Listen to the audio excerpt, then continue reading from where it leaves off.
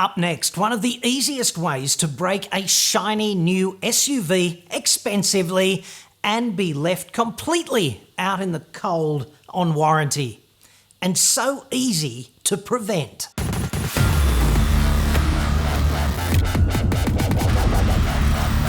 I'm John Cadogan from AutoExpert.com.au, the place where stay-in new car buyers save thousands off their next new cars. Hit me up on the website for that. Once every 2 or 3 weeks, I get this desperate email from someone out there whose SUV's all-wheel drive driveline has given up the ghost loudly and somewhat expensively. They've had this whole nauseating conversation about the repair bill back in the service department, and it's capped off by not being covered under the warranty. And when you trace the whole thing back to the root cause of the problem, it's often what they did with the tyres upstream, specifically what they did about replacing them. As in, they replaced 2 tyres and not all 4 when they started to get worn, which doesn't sound like a big deal, but really it is. At least it is on some all-wheel drive vehicles. Let's talk about the cause and the cure in that order. But first, in the background here, I'm currently working on this epic report about tyres, all the things people generally don't know, but they should. And the plan is to inflict this upon you later in the week. There's still actually quite a bit to shoot, and it's somewhat long, but hopefully not a narcolepsy inducer. And I had to rejig the dungeon here to make it all work, so degree of difficulty 8.5. This report is kind of a preamble to that, like a warm-up for SUV owners. It affects a heap of people too, potentially, because softer SUV sales are booming and car sales are falling. And that means many people are ditching a conventional car and driving off in an SUV for the very first time. A lot of those vehicles have all-wheel drive of one flavour or another. Not all, of course, but many of them do. And while two-wheel drive is kind of easy and familiar, just like the car you've always owned, all-wheel drive is complex, and some people don't know what they don't know. In fact, that applies to all of us now that I think about it. One of the operational prerequisites, though, of many all-wheel drive systems is to have the same sized tyres on all 4 corners. Exactly the same size, as in the same brand and roughly the same degree of wear. And this is important. See, when a vehicle drives here and there, especially in cities and suburbs, all 4 tyres follow different paths, except when you're going dead straight. Trust me on this. On every curve, all 4 tyres are following different paths, and that means they're all turning at different rates, because for any given time interval, they're travelling different distances. And that means all the driveline components, the axles, the front and rear prop shafts, the limited slip differentials on cross axles or the transfer case, whatever other high-tech malarkey is rotating, they have to cope with this rotational mismatch, which is ongoing in the driving domain. There are viscous couplings and clutch packs and hydraulic actuators, there's servo motors. The whole thing is quite mechanically complex in the granular detail. And these systems do cope with turning at different rates, up to a point. But if you throw in differing rolling diameters on the tyres by mixing them up, you've got 2 new tyres of brand A with 2 semi-worn tyres of brand B, this can be enough to tip the whole driveline over the edge and break something prematurely. Just think about it like this, okay? There are about 6.5 millimetres of available tread depth between a brand new tyre and a worn out one on most average tyres. That's 13 millimetres on the diameter, which is just over half an inch in America. So if you've got the car at 110 k's an hour on the freeway or something with 2 new tyres and 2 worn tyres, the new ones are rotating 2% slower than the old ones for hours and hours on end, potentially. And this is a recipe for accelerated wear and tear, according to car makers. It's a systematic vulnerability, an easy way to break something expensive. And rebuilding a limited slip diff in a transfer case is going to be a big job, and the manufacturer may well point you to page 783 of the owner's manual, where it says all 4 tyres must be replaced at the same time. And you know, I really do sympathise if you are the unwitting victim here, because it just doesn't seem very fair to me.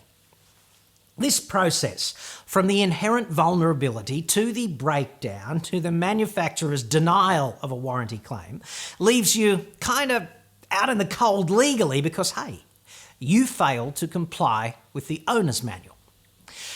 It's quite unfair in my view, because who reads every page of the owner's manual? If this is so important, why aren't you told in a more proactive way? Why isn't there a training course if vehicles are that complex? Or at least an instructional video online or other resources to help you out here with this important stuff? The answer is clearly because the sales guy wants to sell you the vehicle in the showroom, not give you a bunch of reasons to be terrified of owning it. They do the same thing with diesels, right? Hardly any dealerships will spell out the operational prerequisites for regenerating a DPF. You have to get out on the highway once a fortnight, otherwise this fine vehicle right here that you are considering buying, well, it may shit itself. Sales people generally don't want to say that. Not when the mothership demands that they sell X number of diesels every month. They don't want to give you a single reason to be disinclined to purchase. So it seems to me that many car makers are doing owners a disservice by not getting these kinds of serious operational imperatives front and centre before you purchase the vehicle. And of course, I hate them engineering a convenient out for themselves by telling you, hey, it's in the fine print in the manual, which statistically nobody reads. They know this, but it works for them bureaucratically, right? And I mean, it's like, hey, here it is in black and white, your worship, case closed, next. So here's what you have to do to sidestep this particular all-wheel drive mechanical takedown, and it's dead easy too. Every 5,000 kilometres, have your tyres rotated. And don't get cute with me here. I know that tyres rotate. What I mean is get your mechanic to change each tyre's position on the vehicle in a systematic way. And the precise details of this is going to depend on the kind of tyres that you're running because, for example, directional tyres cannot be changed side to side on the vehicle without removing from the rim and turning them around so they face the other way. Trust me on this. So, unless you know exactly what you are doing and you have too much spare time, get a mechanic to do it for you. It's far simpler. It's a small expense. He's got a hoist and all the right tools, and it's only going to take him a few minutes. What this does, okay, is it evens out the wear because different positions on the vehicle wear more severely than others. The front tyres generally wear more than the rears because they drive and steer and scrub more. And in right-hand drive markets like ours, here in Shitsville, front left-hand tyres wear out faster than the front rights, especially in cities where there's a lot of tight radius turning.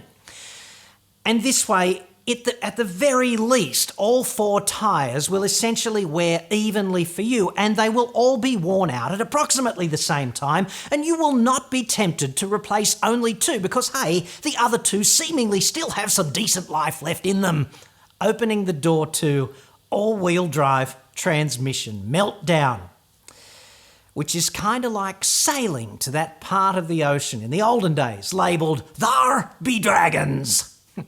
Don't go there. You would not like it there. Trust me.